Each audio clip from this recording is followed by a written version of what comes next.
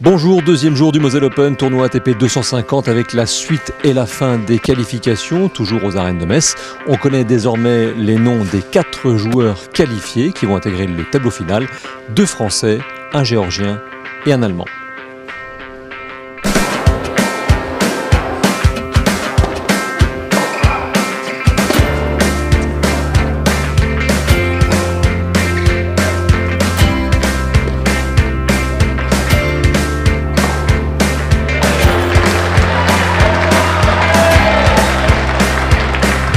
Nicolas Basilashvili, le Géorgien, a bénéficié du forfait de son adversaire pour se qualifier.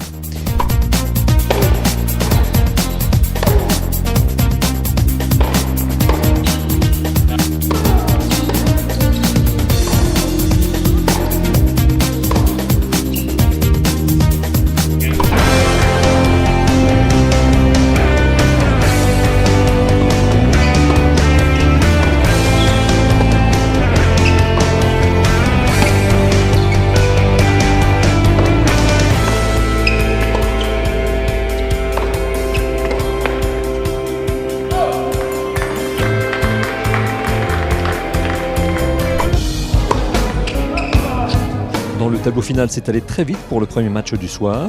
Invité par les organisateurs pour pallier le forfait de dernière minute de Jo-Wilfried Tsonga, Julien Benneteau n'a pas mis longtemps pour se défaire du Slovaque Martin Klizan, top 30 pourtant, en moins d'1 heure. Une bonne entrée en matière pour le Français, longtemps hors circuit en raison d'une pubalgie. C'est rare que je batte un 30e mondial facilement, même quand j'étais 30e. Même à l'époque où j'étais 30e mondial, c'était rare que je gagne comme ça en 55 minutes, donc c'est bon à prendre. À la fois du score et de la manière, je peux être que ravi de ce premier tour. À domicile ou presque, le luxembourgeois Gilles Muller, toujours à la recherche d'un premier titre sur le circuit, a davantage peiné face à l'Argentin Horacio Zaballos. Au prochain tour, il rencontrera un qualifié. Au village, affluence des grands soirs pour la première manifestation de la semaine. Le département avait convié notamment les acteurs de l'attractivité du territoire de Metz.